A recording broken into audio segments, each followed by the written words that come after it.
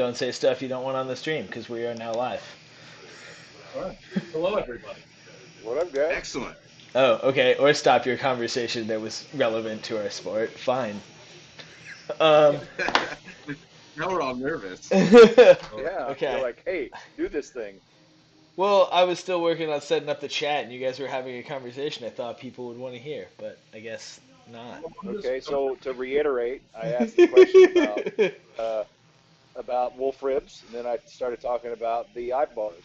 And since we changed over from the ACLs to the ACS, I was asking what the rules were, and fall on the eye bars. And you were saying that instead of having to go down to an inch, you could keep the H&B style, and you're still good to go, right? Yeah, the ACS doesn't restrict the number of eye bars you're allowed to have, but they also don't, like, if you feel safe in it, you're good to go. But it's also not necessarily going to be IMCF or BOT compliant. Yeah. So they're their own things. Yeah, which is fine if you want to stay in states, but if you want to go overseas, either pick Button or pick IMCF. Um, I and got you. and yeah. So anyway, we're gonna get started. So what we're talking about today is we're gonna talk about leadership in the armor combat and bowhurt. I grabbed people who have all done some form of leadership and have all been under leaders. So no one who's been at the top the whole time, and no one who's never had people under them. And so we'll let the boys introduce themselves, and we're going to talk a little bit about what we think it sort of takes to be a leader, and probably just kind of like speak on that. And if I have to, I'll try to direct the conversation. But hopefully, we sort of just naturally fall into a thing. So, anyone want to go first and talk about your history in the sport and running stuff? No. So I'm Sean Kraken Slayer Creation. Some of you may or may not know me. Your last name Um, is Kraken Slayer. It's not Creation. Don't you dare. all right, I'm Sean Kraken Slayer. Before the split, I was regional commander in the ACL for the Atlantic. And after the split, I'm still regional commander for the Atlantic and the ACS, but it's not nearly as rigid of a structure as it was under the ACL, which is something I'm super happy about. I've been fighting for about 4 years and just kind of found myself in a leadership position. Kraken also, when Logan was injured, Logan used to run the Philly Rhinos.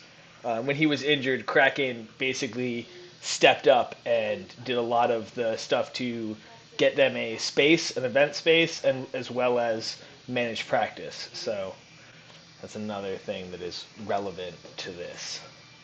I do run on local team, the South Jersey Pine Barrens, so yeah, that's still a thing that I'm leading with. Cool. Either of you guys, Brandon, Heath? Either I'll take a Go ahead, second, I Heath. guess.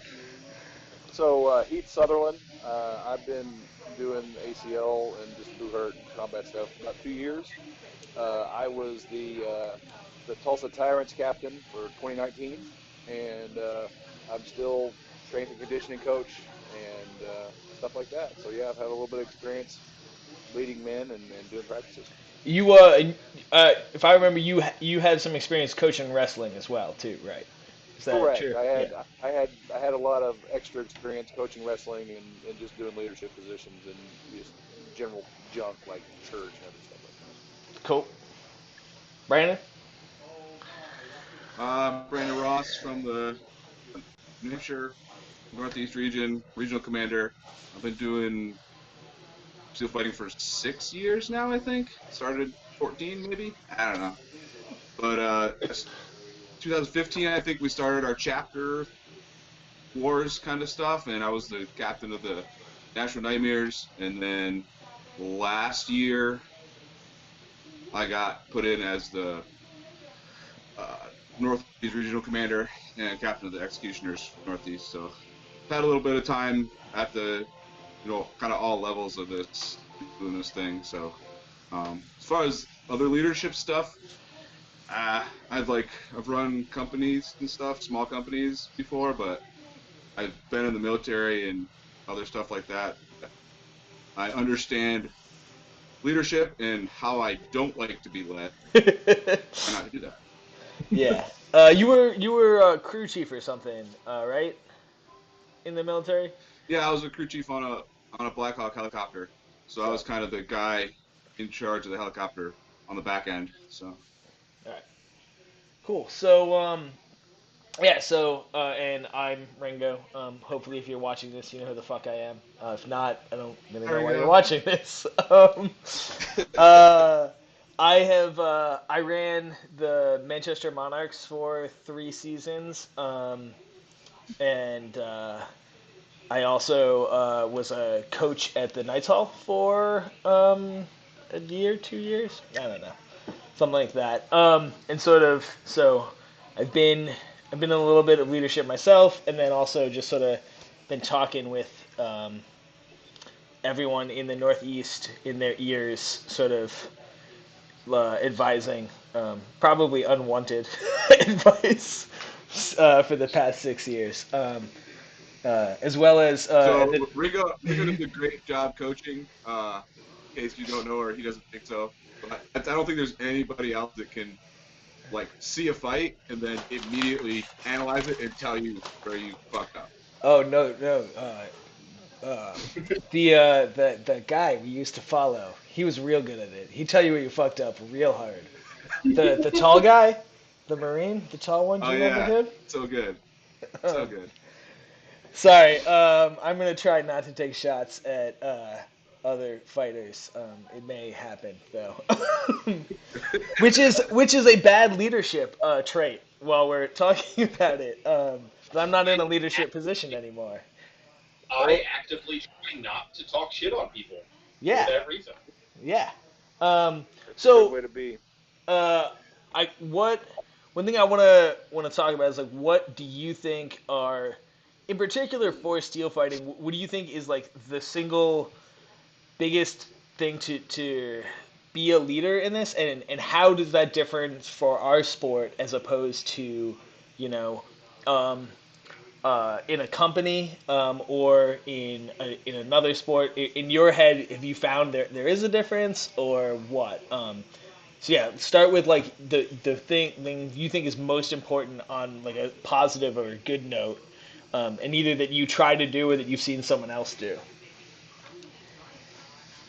I'm gonna Well, check the. I think that the big difference is um, it this is a volunteer sport, which makes it different from a being an employee or something like that. So one of the things that we have to do is create this opportunity for people to fight and have fun, but also make sure it's fun because this is a hobby for most people.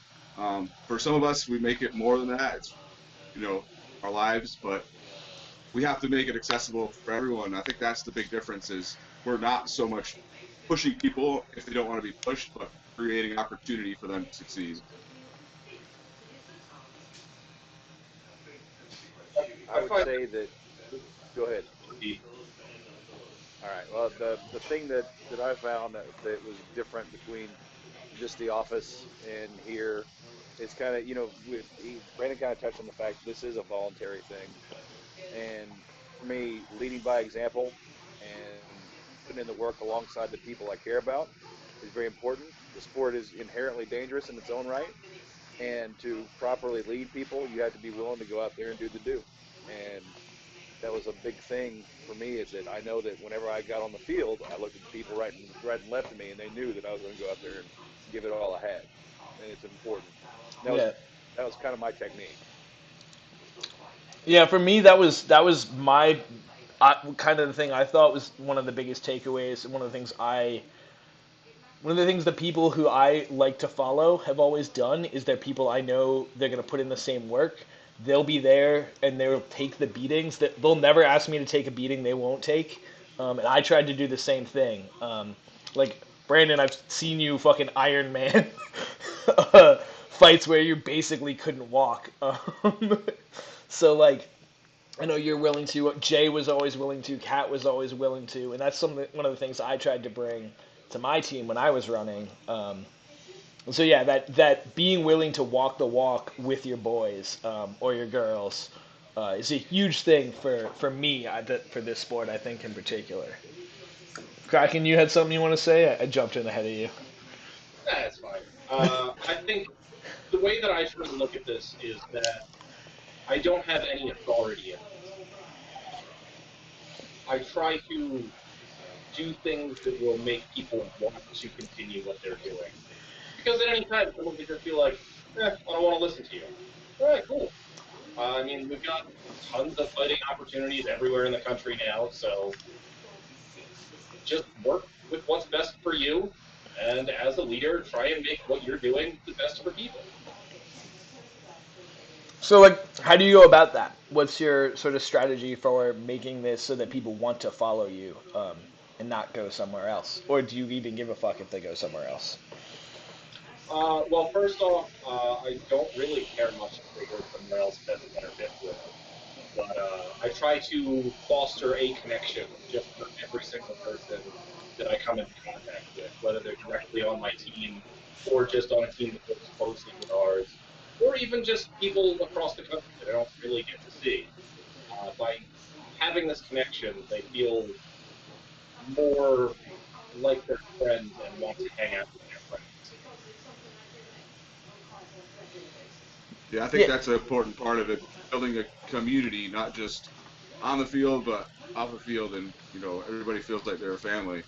But also, I don't give a fuck where other people fight, whether they go somewhere else. But I do take it as a personal challenge to make my events better and more attended than anybody else's. So if other people feel like they need to go somewhere else, then I'm like, I guess I need to have more events. I know that for me, because I really kind of come in on the coach side of it, we always had kind of a preliminary practice. It was Tabatas and very cardio heavy. And I tell all the new people, I'm like, there's a trash can. If you throw up, that's cool. Just keep trying. And that shared hardship really does weed out some people, not in a bad way. I mean, some people got to figure out if they want to do this or they don't want to do it. Yeah. And it's a really good way to, with that shared hardship, to create a connection with people and start with it, because they're going to find people that they jive with that may not necessarily be me as anybody in leadership. There'll be people that just don't like you. That's just the nature of it, and you need to have other teammates that can jive with those people, because that's just the nature of teams. They don't, it's not just one person. It's never just one person. So just having a group of people around you that can motivate and lift people up is a really good thing. Yeah. And like one of the, especially like when building that team connection, trying to make it so it's not just that how you work with each person one on one, but each person in like works better with the rest of the team, and creating that team atmosphere. And like part of what I think did that for the executioners back when a couple years ago is just that we would always travel together on the road when we built it, like, and slept. We would sleep at the same fucking hotel rooms half the time because we were broke ass motherfuckers. But yeah, it is that shared hardship and that putting in the time together, and being there with the, in the trenches with the guy who's leading you, who's willing to fucking, not just off the field, but spend the time with you. I mean, on the field, but spend the time with you off the field. Make that connection, like Kraken was saying.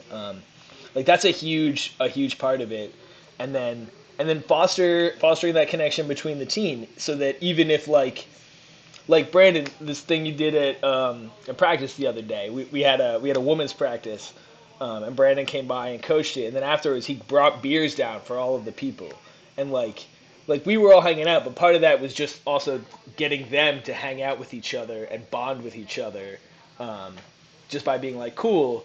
Let's take a second after this to be friends and fucking chill, not to just beat each other up, because like that's a huge part of making a team, is is actually bonding as friends and people. So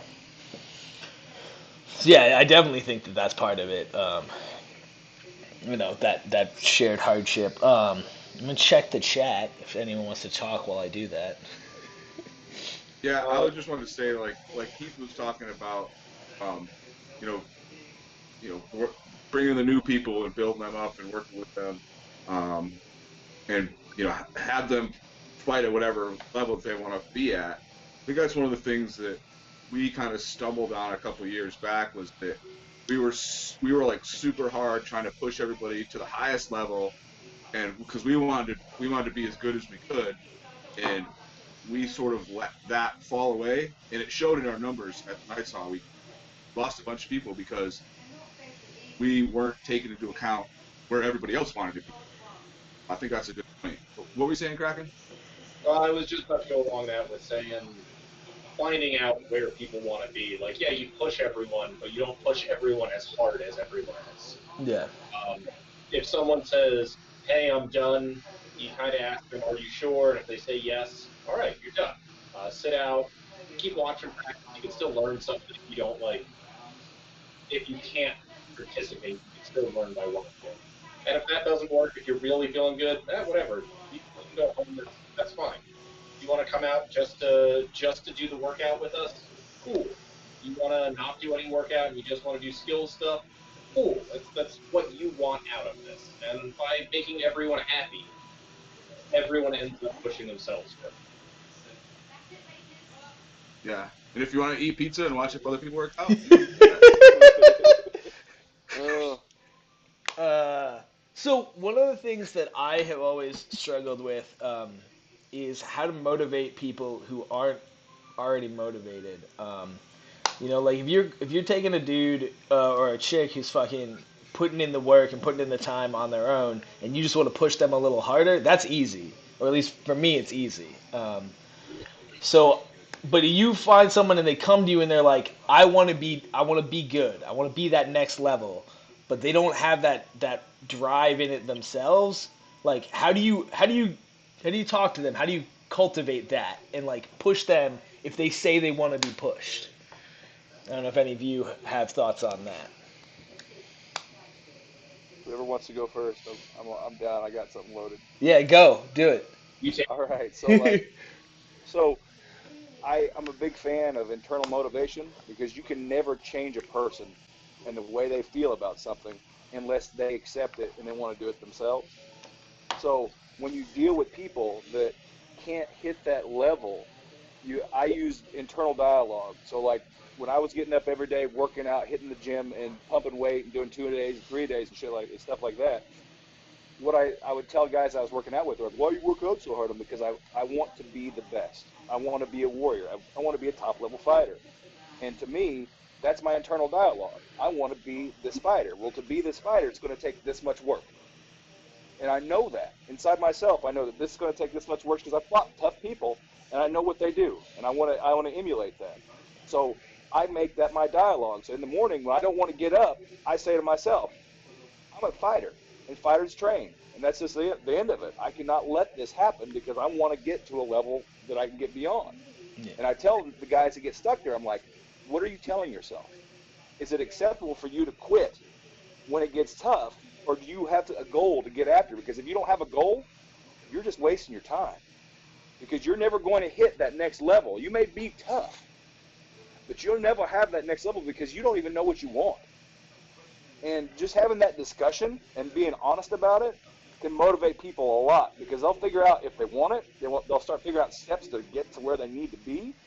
But if you don't create a roadmap for people, some people, that's all they need. Good athletes, they're like, okay, well, what do I need to do? What skills do I need to learn to become a boss at this? Well, we can work on that. Yeah. That's easy. Yeah. But to motivate people from bar none, biggest thing is just to give them a big old hug and love on them and keep working with them. I mean, yeah. it's not magic.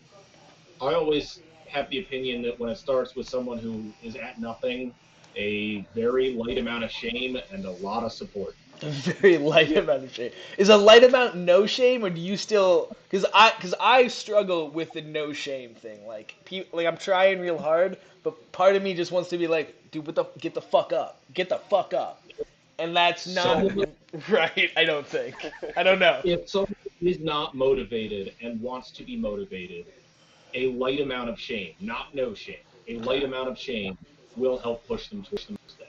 But Yeah. then, as soon as they put that first step in, you make sure to congratulate them, make sure that you're positively reinforcing that behavior. Because, like, people want to feel good. Yeah. yeah, I think that's good. And like, what Heath was saying too, like trying to motivate people that don't know what they need or whatever. That's hard for me. It was even hard for me when I was working as a personal trainer because people would come to me like, well, you're not pushing me hard enough, or you're not yelling at me, or blah blah. I'm like, that's your problem. I'm telling you what to do. You That's need to true. you need to do it. But that's something that we need to look at ourselves and be like, how can we do that better? Heath, I think that's great. Like, Heath, do you need to jet right now, or you? I'm still good audio Okay. wise. I just you won't see my camera. All right, that's cool. At some point we're gonna lose Heath. He's got to go do some shit. But I guess we're still good. Sorry, Brandon, didn't want to cut you off. I just heard shit going on in the Just background. keep rolling. Is that better? Yeah, we're good. I just wanted to, address if you were leaving instead of just No, having you be I'm still gone. good for about another 15. So All right, cool. So Brandon, you were on a roll. That fucked you up. yeah, no, seriously. no, but yeah, it's something that, Uh, yeah, if we can look at nail on the head help when people it comes find to the way people and their. You still with me? Can you hear me? I'm with you. Okay, I said the thing about motivating people and trying to find that magic, especially like you're talking about personal training. You're paying money to, somebody's paying you dollars to do the job for them, and I don't know. I think that's the ultimate motivator. If I'm giving you money to get better at something, I better start listening to you and getting to work. Yeah, exactly. But I do like the idea of how to meet people where they're at. And, most people get into this, they have no idea what it is or how to be successful at it. So you got to give them little benchmarks to make. So Yeah. Well, and like one of the problems that I've seen a lot of people have is like really the first 6 months you should just be working out. Like you just train, Yeah. work out. You really don't need to do any fighting. It's not gonna do. But people want that, right? Most people need that. They need that sense of why am I on this path? Um, and so we gotta find ways of giving them that, of giving them like taste of the fight, so they don't say why the fuck did I just like, because most people don't want to work out, or if they do want to work out, they're already doing it, right? So like they don't need us. Heath, can you mute when you're not talking though? We're getting a lot of wind. Yeah, I got you. One second. Thank you, buddy. Um, One of the things that I really like to do is the second practice someone comes to, try and get them into armor for a round or two. yeah, So they can learn quickly, like, oh, my cardio is way down from what it needs to be. I thought I was in shape. Or they get hit in the face and they go, hey, this sport isn't for me. Or they get hit in the face and they go, this sport is definitely and they're just like, they know immediately whether they want to come back or not. yeah. Yeah, that's probably a good necessary step. Finding a way to get someone that taste. That was one of the things you were alluding to, Brandon, is that struggle we had that like second and third year. The taste we gave people was us beating the shit out of them, and that was not motivating. That was not great. Um, we're better about that now. We're trying to try to stratify it and let people come in at whatever level works. But yeah, I don't know. yeah, the other hurdle that we're in now, and we've touched on it already, but is meeting people where they're at, and like not everybody wants to like try out to be on an international team. Not everybody wants to try out to like go to nationals. Some people just want to show up and fight sometime, and that's great. We need those people, and we have to. Well, other people probably know how to do it, but we up here need to figure out how to like bring those people in and be like, this is fine, this is great, we need Yeah. you. Like, Yeah. instead of like, you suck at fighting. You suck at fighting. Why aren't you trying to make it to nationals? Why aren't you spending $3K on this fucking sport every Yeah. year? Yeah, that's not good and not Yeah, motivating. and that's I think where we've come from in the past was a lot of pressure from the higher end to keep spending money, to keep traveling all over the place. And if you don't, then you're not worth it, But like I said, you got to meet people where they are. Yeah, I fell into that trap too. I definitely pushed some people too hard. So I'm trying to work on that. What were you saying, Heath? You tried to speak in there? No? Oh, I was saying that as far as like meeting people, and that's being the captain or coach, you make sure that you make people if you're gonna duel them or you're gonna try to get them out there, get them a taste. You know the guys on your team that are hard as nails and they don't care, and you don't put them with those guys. You stick them with people that have done it for a while and may have a little bit better idea of how to pull their punches and be a little nicer to start with, and then work them up into it. Because I know there's guys on my team that are 100 miles an hour, balls out, no matter what. And I will never put them with a new guy because it's just going to make that new guy not want to come back. Yeah. Um, we learned a little bit. I think we learned. If you're at the hall and we haven't learned, please let us know and we'll try to make adjustments. Um, so I want to switch gears a little bit. Talk about fight day. So like on fight day, do you guys? I never liked hyping my team. That was never a thing I did. Do you guys find that that's a thing you particularly want to do? Do you want to pull the team together, give them a big speech? Like, what is your? Do you have a routine for fight day? Does it start before the fight, like the day before the fight, the week before the fight? I don't know. So like, you want to talk to me about how you guys sort of handle getting ready for a fight, or have seen it handled and hated it, or have seen it handled and loved it? Also valid. No. Does Well, Dan have anything to say on that, Kraken? all right. So when it comes to a fight, if you've got Nice like cat. a match or a tournament, I try to go about it in different ways. When it's a chapter match, or probably the week beforehand, I am watching as much tape of that team that we fought, are going to fight as I can, and discuss all of the people on that team with my team. I look at if we're fighting against the Monarchs, and I say, oh, Ringo is someone who's very fast. Of their people, he's not one of the heavier hitters, but it's going to be hard to get him down because he's really squirrely and gets out. Try to do such and such and do such and such. And we kind of talk a little bit about each member on their team, and we kind of talk a little bit about each member on our team, what we bring, what we fail. When it comes to tournaments, it's kind of just day of, you just hype the crap out of your guys. You don't know what's going to come. You don't know if that team is who they were a week ago. And if you beat this guy but not that guy, you've got a whole tree to go with. So it's just 100% hype on tournaments. What do you do for your hype? What's your hype up routine? Uh, Well, that you. that depends on who is on the team with me. Okay. It's not a set thing. It's I fought a lot with Paul. I fought a lot with Josh, and you have to hype those two people up very differently. You, Paul doesn't Paul just come pre-hype? Yeah, but you need to keep building that. Okay. Um, Brandon, you wanna like? I like. Yeah, so our strategy kind of has evolved. So for the past uh, few years, it's been this for the executioners anyway.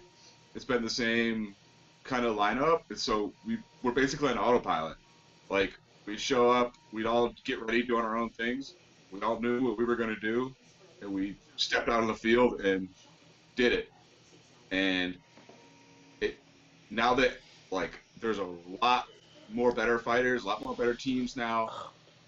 We have half a new team now, so now I'm kind of going about it, you know, week before, 2 weeks before, try to try to get everybody together at least one time, or as many people as we can. Just sort of talk about a strategy. Normally, it's the same strategy as always, but it's always good to reinforce. Guys, this is what we're gonna do. You're gonna do this. You're gonna do this role. You're gonna do this role. Um, and hopefully Ringo will have looked at the tape and can tell us about people. And it's a real team. It's a real team effort. That's what I'm saying. But I like that. uh, and then day of, um, I I kind of like the little rah rah speech beforehand. So everybody kind of does their own thing to get ready. Goes armor. Some people go armor up by themselves or whatever. Some people drink a bunch of energy drinks, whatever. But I like to at least a little 10, 15 minutes before we start fighting, get everybody together and just get everybody on the same page. Make sure everybody has the plan in their heads, and just try to reinforce the team atmosphere, kind of, and give some kind of inspirational, take the hill speech. I don't know. Heath, you got anything you want to say on that, or? Usually 2 weeks beforehand, I start talking to the guys about going through their mind mentally, taking some time to go through the reps in their head to visualize the shots and the strikes that they're dealing with, so that they're right hitting home. And I want like 10 to 15 minutes of that, hopefully 2 or 3 times a week, of just you thinking about that perfect shot and hitting those spots where the pain brings. And then also, during the fight day, whenever everybody's suiting up, I personally, because it's just me, I like to touch everybody, let them know that I'm around, and check out the new guys, let them know that this is no big deal, to watch their adrenaline and all the fun things you tell new guys, because they're going to go out there like little bottle rockets and explode. So the big thing for me was always making sure that the team knew that I was cognizant, and I was letting them know, hey, it's safe, and this isn't just another walk in the park. We're going to go out there and get it. Yeah, that's especially with the new guys. And I found this for the first 3 years of fighting, is when I would step onto the field, my mind would go blank and I'd forget what I was doing. So what Lane, who used to fight with us, was really good about. I would ask him, just tell me one thing I need to focus on before the fight. And like right before I fought, he would say, just focus on this one thing, keep your feet, and then all right, have something to focus on at least for a little while. And so now I try with newer guys, veteran guys, they have their own way of doing stuff, whatever. But especially for newer guys, I try, except Ringo. I try to at least say, connect with them and say, what's your job today? Make sure they know that, and then what's one thing that you need to do, or I give them one thing that they need to be working on. Like for Chuck, I might be like, when he first started, I might be like, all you need to do is hold a guy and keep your feet. That's it. So we tell you to do something else. Yeah. That way they're not overwhelmed with what's on the battlefield. So I mean, honestly though, hearing that takes me back. Like Lane used to do that for me, for big fights too. Even like later on, like night fight. Like he pulled me aside and was like, let's figure out what the one thing you have to have in your mind is. And like that might not be like, maybe that's a thing we should do with our fucking, not just for new fighters, because like there's so much going on in the field. Like how many times my mind still goes blank, dude. Like I just I have legit, I just have good instincts. Like I had those from day one, from years of fucking open field play, and that was all I was good at soccer. And weirdly, soccer movement is the same as Bohurt movement. It shouldn't be, but it is. For you, it is. No, it really is. It's the same thing. Though I also think basketball movement's the same, and Chuck's like, you have no idea what you're talking about. So maybe, I don't know. Maybe I'm full of shit. Anyway, I don't know. Like that concept of just having one thing. Like, I don't know. I think we should think about bringing that back. That's just having a simple thing in your head, like a mantra to come back to. And like bringing that to a fighter, like, because if a fighter's nervous, like, when that still happens to me, like I'll get nerves on a big fight, and I've watched some of our other vets get nerves at big fights, and if we came up and we're like, yo, this one thing and they go cool, and they can center on that instead of centering on winning. You know, that might, because like if we just told you swing your fucking axe and you go, okay, I can do that, right? Or we just told me to fucking run, or we just told fucking Brian like I want you to knee everyone in the balls. We should not tell Brian. So Ringo, I kind of follow up on that as well. I know that I think it was my second fight was a national level event a couple years ago, and Yeah, I Micah remember was that working fight. on our team, and he intentionally, because I didn't know anything about anything, I was just playing center and getting hit a lot and trying to figure things out. And he intentionally would smack me on the backside and point me in directions and say, "Go get him." And that saved my life. It made it so much easier. I could just go work. Yeah, And stuff like that is just a really great way of making new guys, one, be useful, because a lot of times new guys are useful to an extent, but sometimes they just kind of don't know what to do. And it was such a great way for a vet to point me in a direction and get me in the fight, instead of just kind of being out going, "Oh, I don't know what to do." yeah, yeah. I really think that that's a great tactic, and the more I'm thinking about it, the more I think that plays at every level. Like it's necessary for newbies, right? Like you have to pull your newbies aside, and by newbie I could mean like 3 years. Like the when you become a vet is usually less about the amount of time you've been totally in the sport and more about how many fucking fights you managed to get in that time and how many high level fights you got. Because like if you're going to backyard practices every weekend, you may still be a noob 5 years in. Um, Sorry, buddy. um, like you need to get out there and get your ass kicked by some fucking killers to really be a vet. In my opinion, winning is not how you get to be a vet. Is also that's a whole separate rant that I'll save. um, But I think one of the things that we have started to embrace a little bit, which I think will help with that aspect, is drilling like specific actions or plays on the field that each individual fighter should be doing, your position basically. And we started to incorporate that a little bit. I think that's going to really help if we can drill like specific situations. Like this is for our center that's on the rail, our number one guy.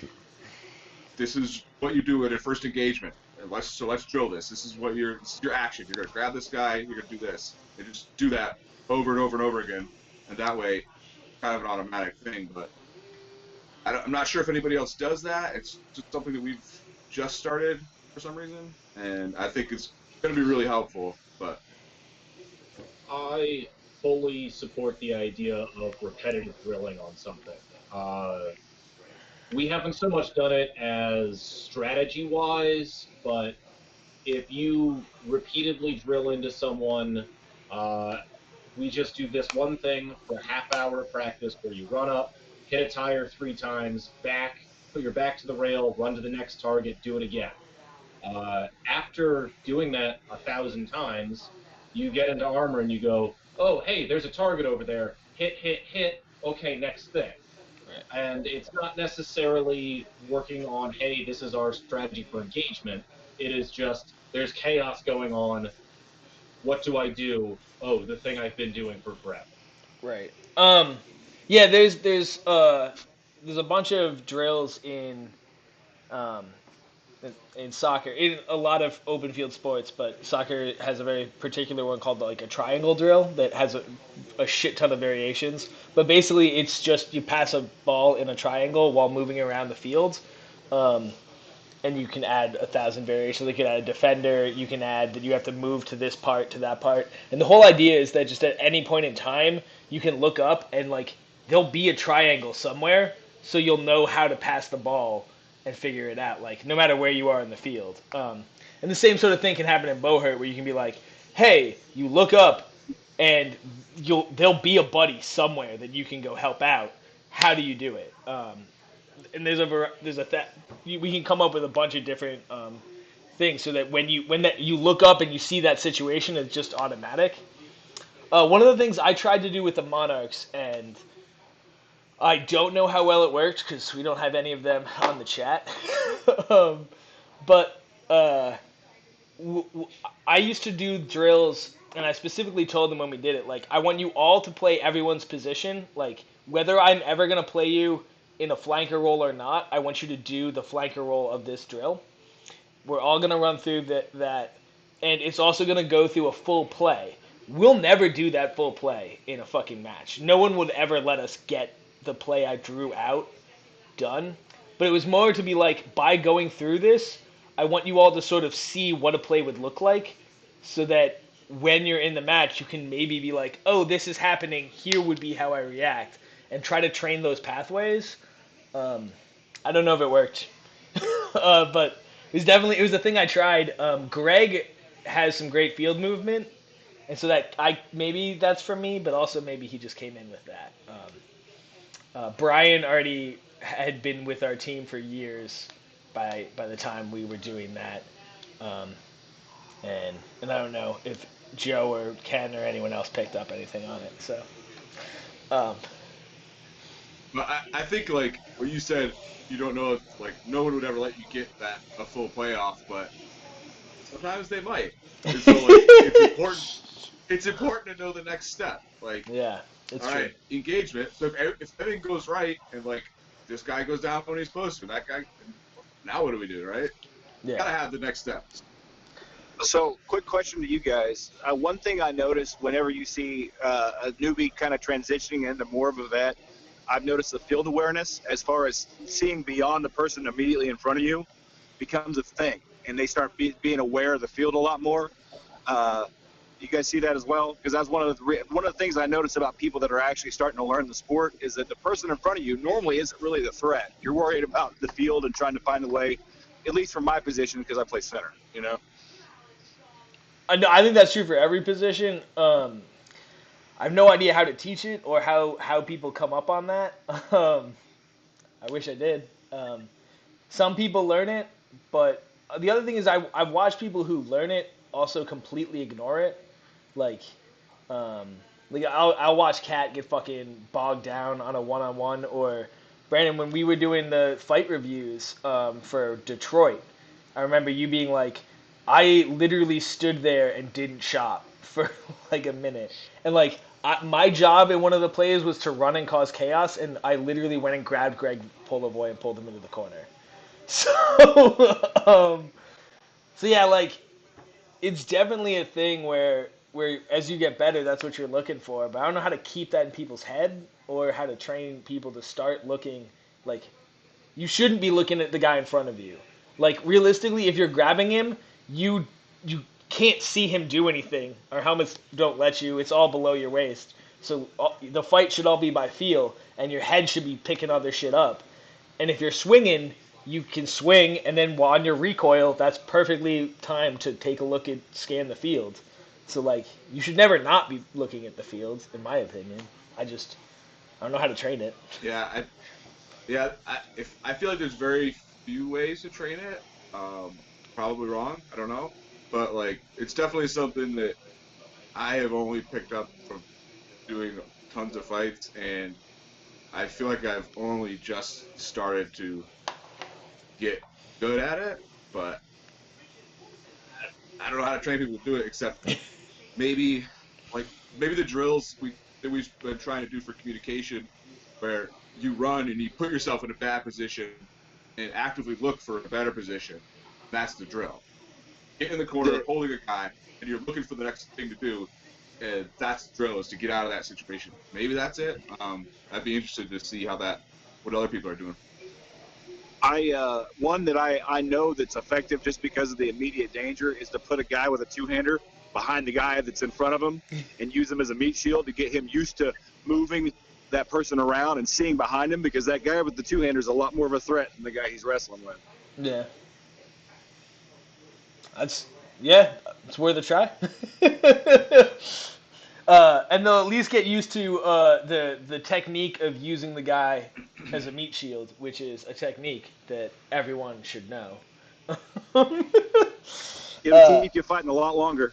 So, Chris in the chat asked about, in fight books, medieval fight books, they write plays as one person does a move and they win.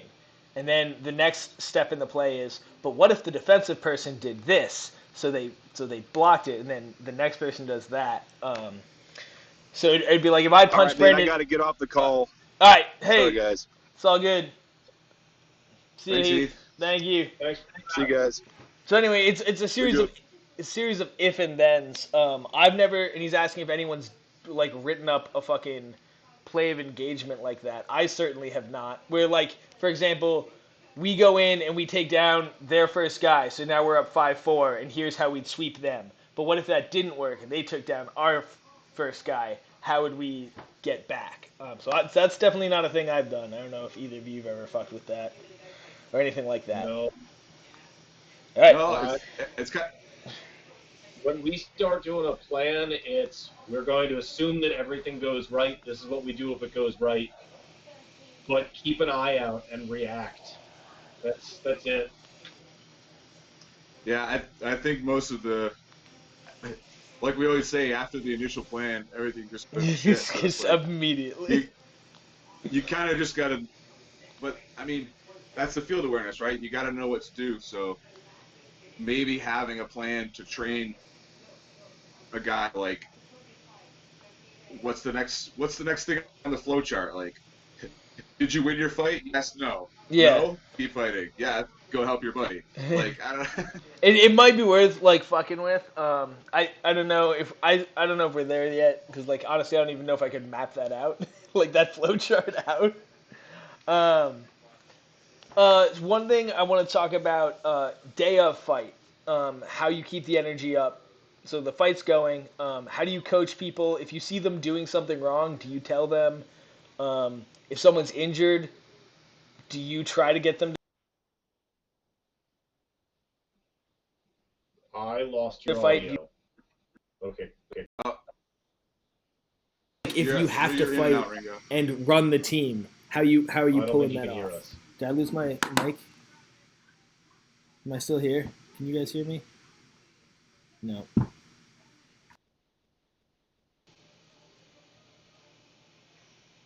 He's looking puzzled. He must be fixing it. On the fight day, I can hear you. I really like the old style chapter match where you had 3 rounds and then a 10-minute break, because you have this 10-minute break to talk with your team about, oh yes, this is what you did wrong, or this is what you could do a little bit better, in probably better words than just this is what you did wrong. But you have this time to discuss how things went in the past 3 rounds, to figure out how to improve for the next 3 rounds. That's something that I feel is lost on the 4 quarters set, because there isn't that downtime between sets as much. And the other thing Ringo started to bring up before we lost him was, if you notice someone's injured, do you let them keep fighting? I do everything in my power to look out for my fighter's safety. So if I see someone's injured, I will try to convince them not to fight. And if it's a major injury, I will straight up just say, no, you're done.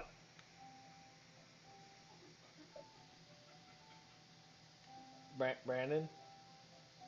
And so sometimes, I don't know, I kind of just take it on as a personal call on their part. Like, can you fight or not? Get out there and fight if you can fight.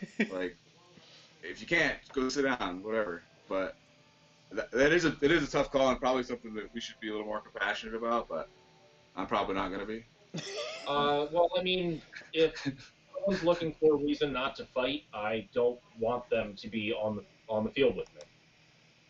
Right. If you don't want to fight, you're not going to put your 100% into it.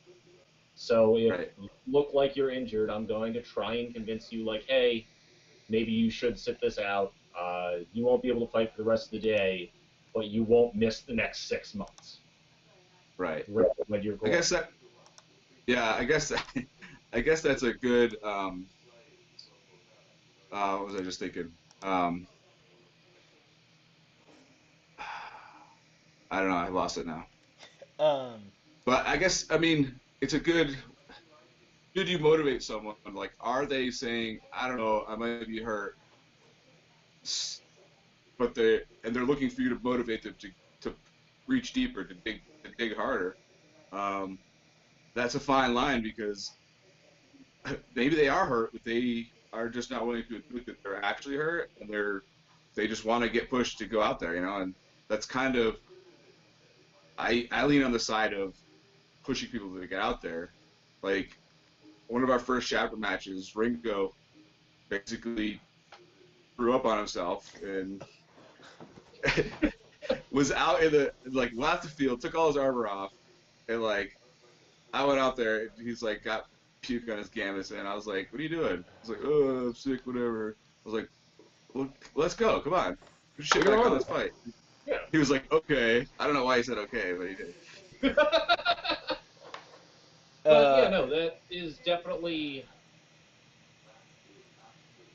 I guess it comes down to your level of experience before I try to push hard one way or the other.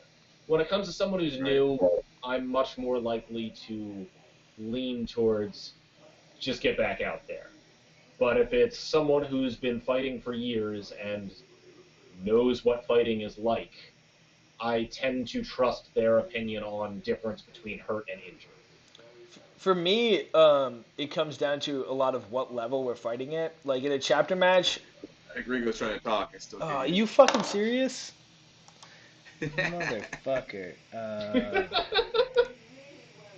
Yeah, you're right. Can Especially you hear me? Am I back? Fight, can you hear me? Can you hear me? Can you hear me now? How about now? A big important fight.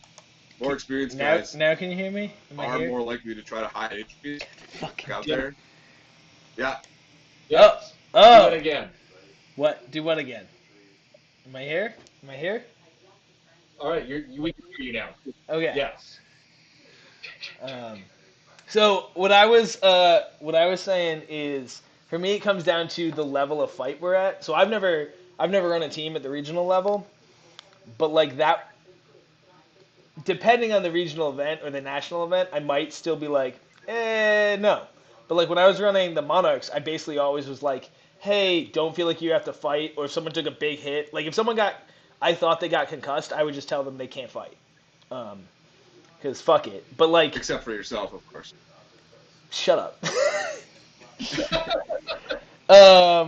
But in Denmark, I would have I definitely pushed everyone to fight, and same with Portugal and fucking Poland. Not that I was in charge in any of those places, but as a fellow team member, I was like, let's just go. And same for when we've gone as the executioners, we always pushed each other to fucking make it for those events, because that was more meaningful. I felt like we sacrificed more to be on that team, and part of that sacrifice was the knowledge that you could get really hurt. You're going into this being like, yeah, maybe you get hurt, maybe you lose some brain cells. You do it though. That's the price to be at that level, in my opinion. And I think, like I was saying, guys are more willing to shrug off an injury or keep fighting injured at a high level thing. So it's even more important for leadership people to recognize that, stuff like that. We really need to be able to recognize stuff and say, look, I'm sorry, you're not fighting anymore today. They're going to be pissed at you because if you're at a high level event and you're there to fight, then you're going to do everything in your power to fight. They're probably going to be pissed at you, but you have to be able to say, no, sorry, you're done. Yeah, but knowing when to say that is fucking hard. That's tough. Yeah. And part of it is you got to know when to say it to be like, all right, this could literally kill you, so no. But then there's also I don't want you to fight because we have another fight in 4 months, and I need you to be 100% for that. And if you have to spend 2 months of that doing PT, you won't be fucking. You're not going to be 100%. You'll be just getting back into the swing of things. So that's a fucking hard one. I'm glad I don't have to make those choices, Brandon. The other thing I was trying to say before my mic cut out was, How do you guys manage to run a team while you fight? That's been my biggest struggle. Is if I have to fight, like my brain dies. Like I can't make rational fucking choices after round one. Um, and like you just get more tired as the day goes on or the match goes on. And if you start getting beat, like and you have to fucking use mental energy to fucking motivate yourself. So how do you guys handle the struggle of coaching and leading while being fucking exhausted and getting your ass kicked? All right, so I have two things that really happens with me here.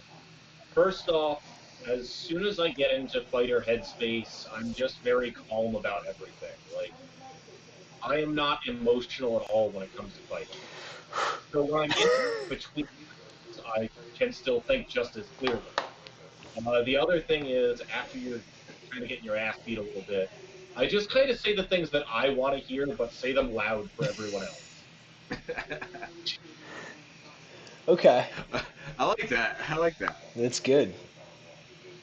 I think for it's we've been lucky as the executioners to have a bunch of guys that are experienced um, for the past few years, and then you kind of don't have to worry about that because everybody knows their job and everybody's all the same level of tired usually, and so it's like you just kind of get into a groove of trust my teammates, they're gonna do what they need to do. They'll ask me if they need to know something. Yeah. As we've come in the past year and a half or so, where we've got you know half of a new team of executioners.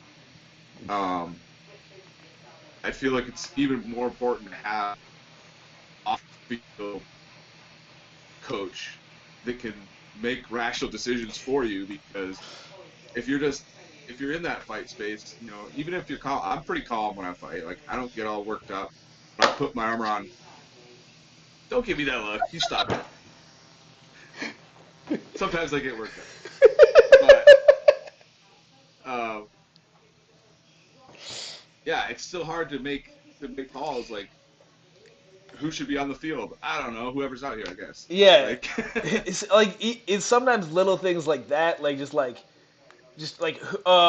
I I need 5 people, and like counting to 5 is all of a sudden hard. Um, or like, hey, I need you to go talk to the ref about this. Okay, what?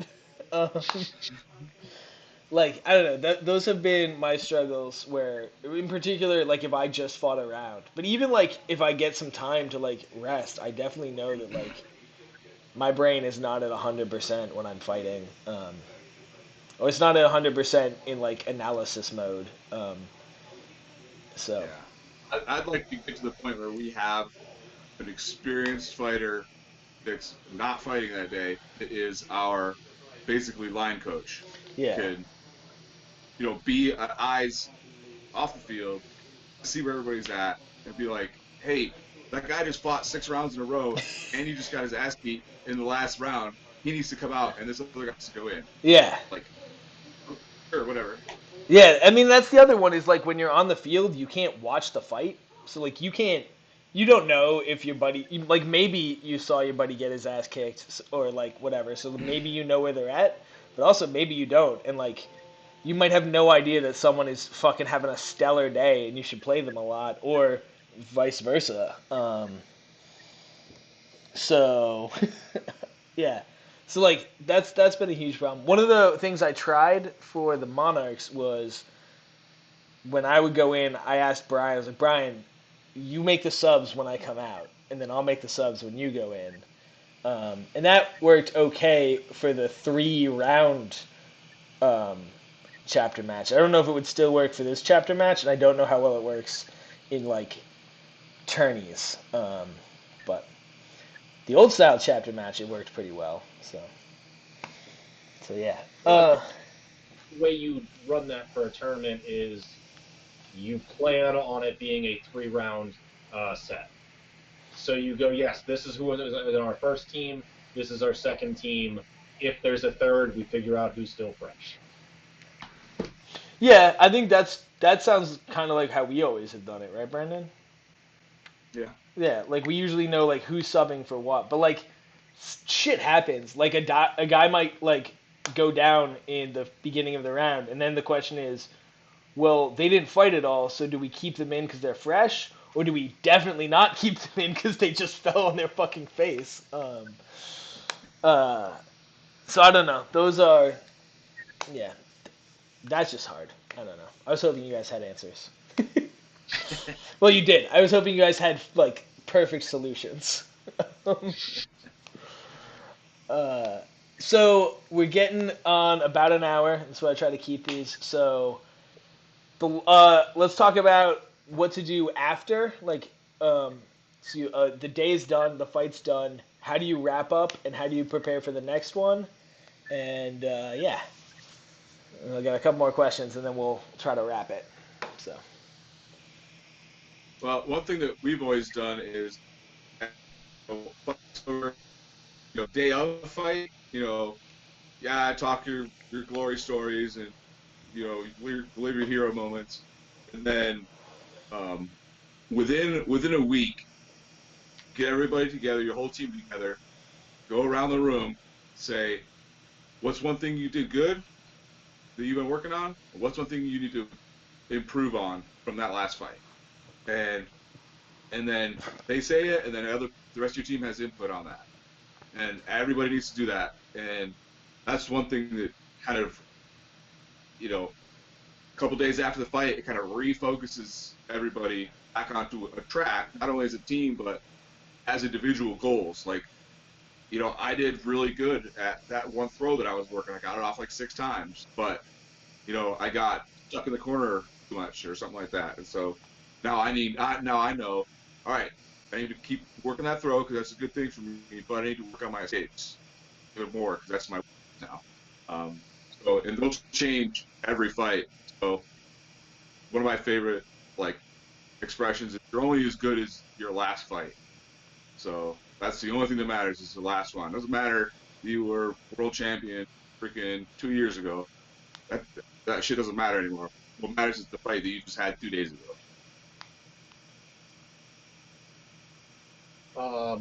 Along those lines, when a fight is done, it really goes, first it's clean up, break down the list, and after that it's have a good fucking time with your team. And then the next day or over the next little bit in the group chat, talk about things that happened. What Brandon was saying is everyone goes around the room and says, this is one thing I did good, one thing I did bad.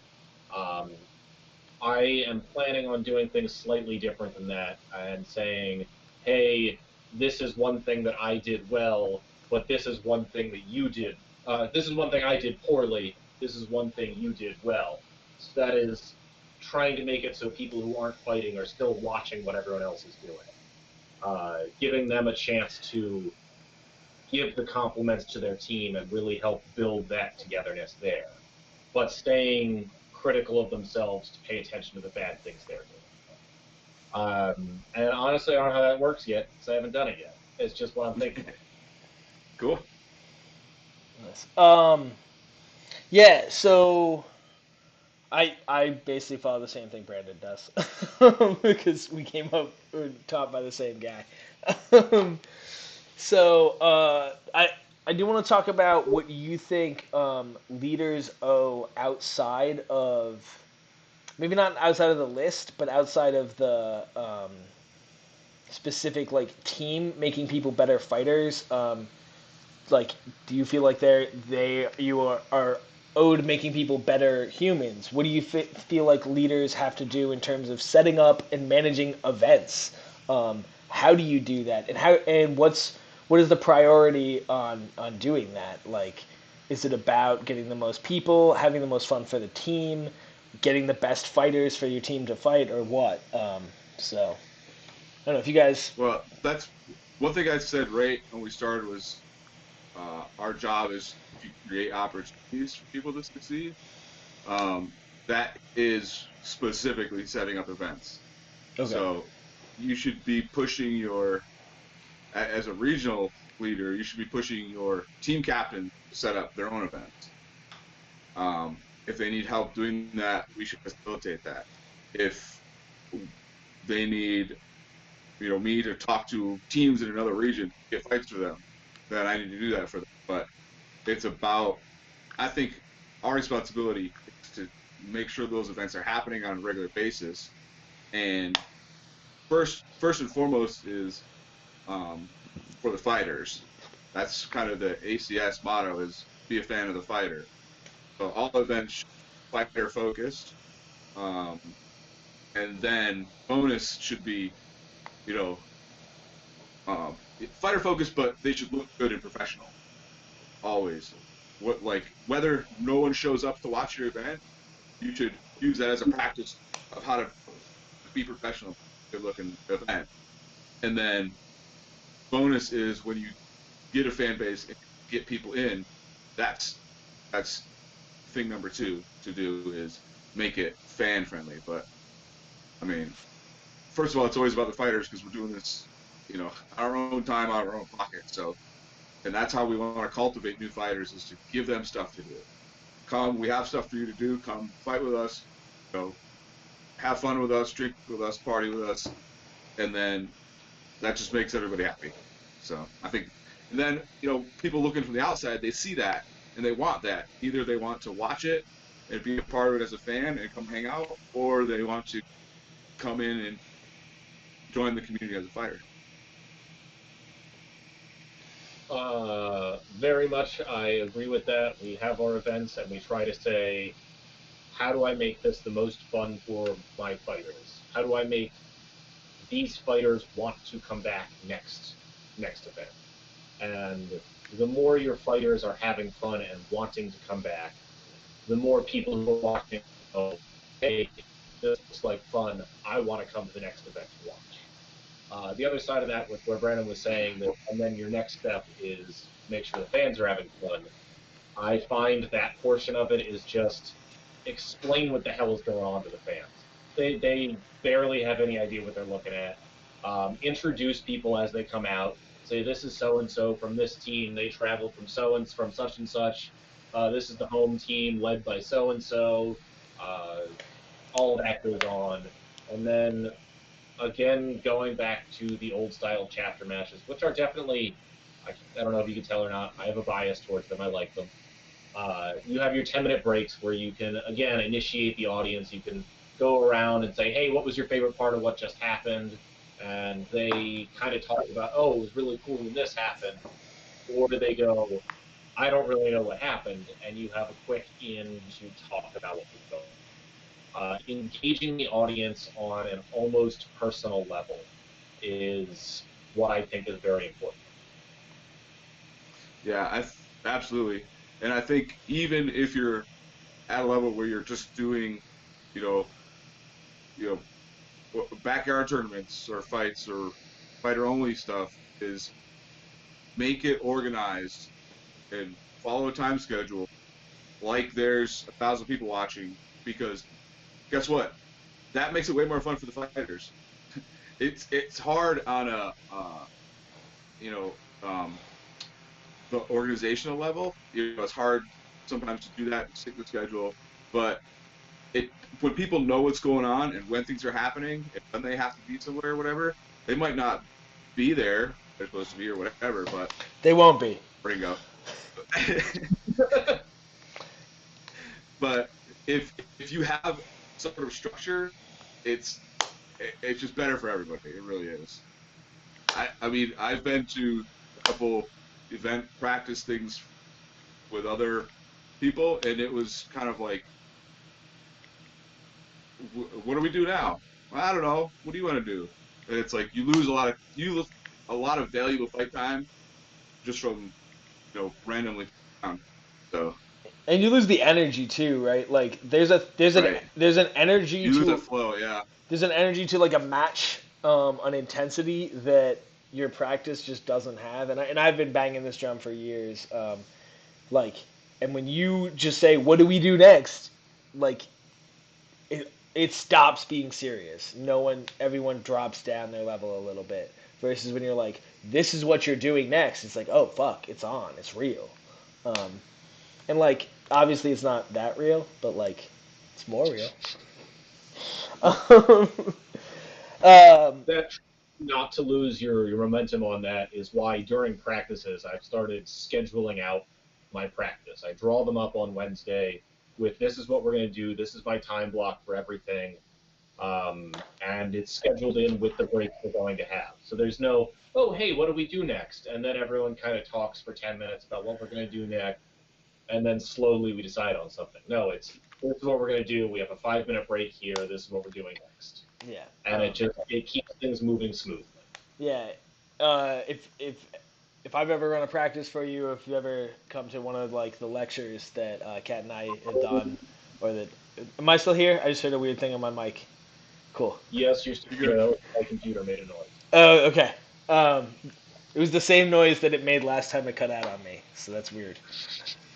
Um, anyway, like yeah, like I will write down like almost a minute by minute. This is what we're gonna talk about. Like sometimes I'll write actual like fucking like the speech I'm gonna fucking say, and then I'll throw it all out the day of. But it gives me like oh I know where I'm trying to get to, and so I can look and be like oh I'm behind. Drop that part, add this part in, and it lets you stick to because you may not get to stick to your schedule for a practice or even like a backyard fight. But if you have a schedule, it's way easier to make fucking adjustments to than to go. I'll figure it out on the fly. Like that's really fucking hard. And like it's impossible to do that and look like you have your shit together.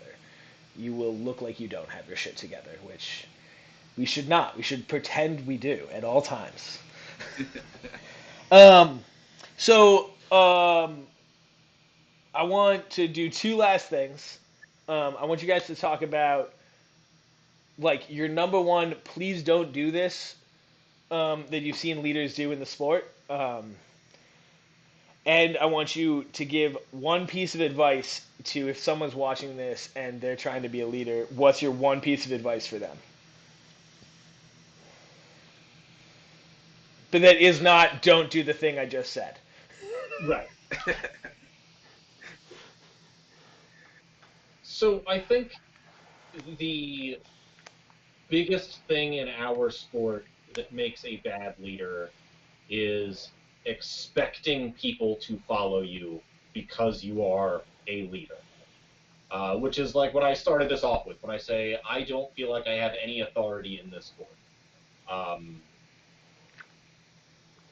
I think it is bad to assume that people should follow you just because.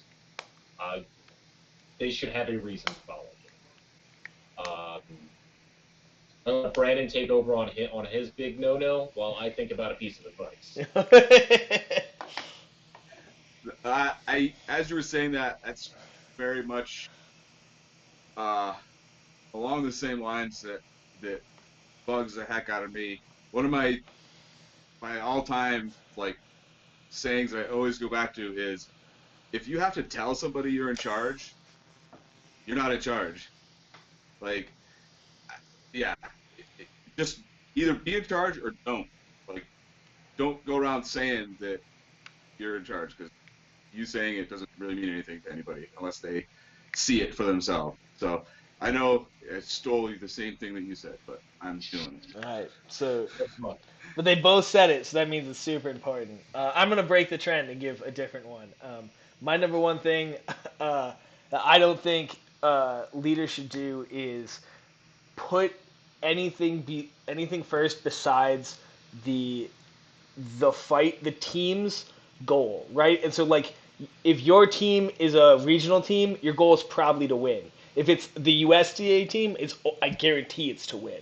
Unless maybe it's the 150 man at Botten, in which case it might be stay safe because that's super dangerous. And at the chapter level, it's probably have fun and travel and see shit, or maybe it's maybe your team's something like that I hate, and like it's let's be chivalrous as fuck, and like if that's whatever your team's goal is, that's the thing you should do. Like regardless of what the organization wants to do, the greater organization, whatever, whoever the people you're leading figure out what they want, and that's what you should be trying to facilitate.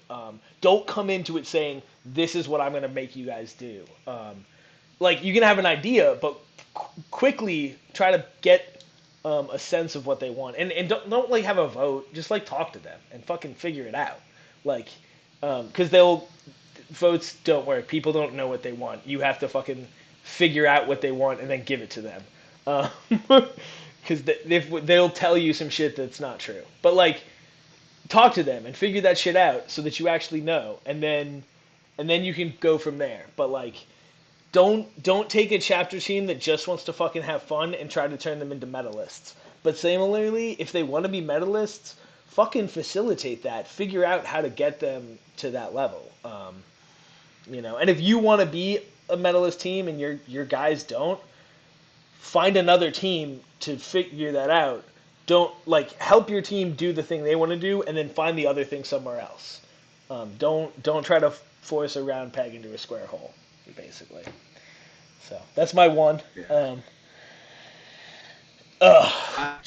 No, Josh, you should not. Sorry, go. Of course, it's Josh. So things to do. Number one, for whether regional or chapter captain or whatever, is be present. You have to show up to things. Like, that's one of them.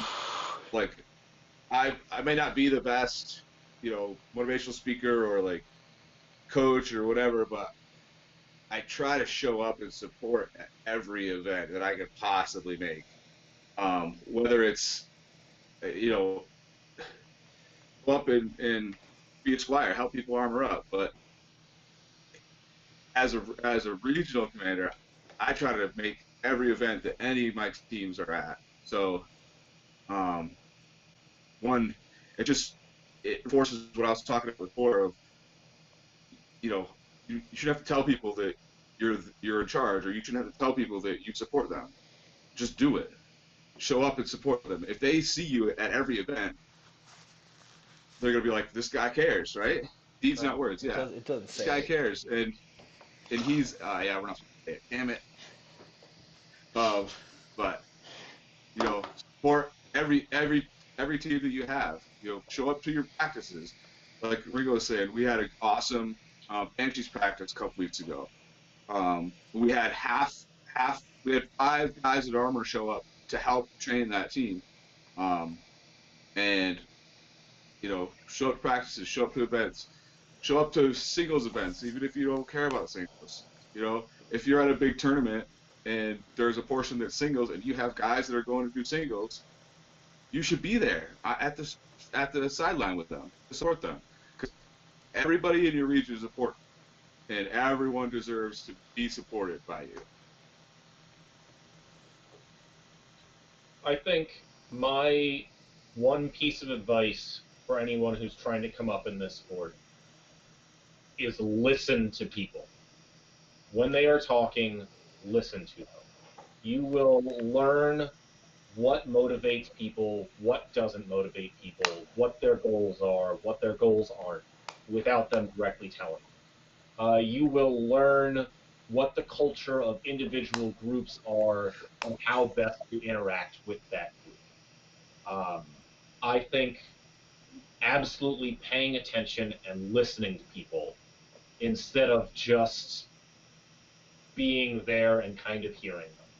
Listen to what they say, and you will be better equipped for every single part of steel fighting that you can possibly do. And my piece of advice is back my Patreon. No. My piece of advice, if you want to be a leader, is that you. This one is maybe not great for everybody, but it's worked for me. Is throw out negative reinforcement unless someone specifically requests it. Like, I need it. Like, I know I need criticism. Most people, in my experience, don't. They don't respond well to it. But if you give them positive feedback and just constantly tell them this is the good thing, they'll come to you every once in a while and say, "What did I do wrong?" And then in that place, they'll fucking listen. And that's been the best thing that worked for me. I'm not a positive reinforcement guy. I hate it. I hate giving it. I hate hearing it. But when I was running, it's all I tried to do is create a positive environment, and people kept coming to me and asking me, and that shit seemed to work. So that might not be true for everybody, but in my limited experience, just don't give any negative feedback unless you were explicitly told, "I want this." Everything is positive. Toxic positivity. Do you guys want to pimp something before we say goodbye? I'm gonna second Ringo saying become a patron of his. You get to see some of his stuff before anyone else does, and sometimes these videos aren't good enough to be put out publicly, so you get to watch them there. Yeah. And you'll get to see them early and unedited if for some reason you want that. Yeah. Uh, and probably other stuff later. I'm working on new rewards. I'm bad at this thing. But Brandon, you want to pimp something? But No? I'm gonna pimp Ringo. Where's my money, bitch?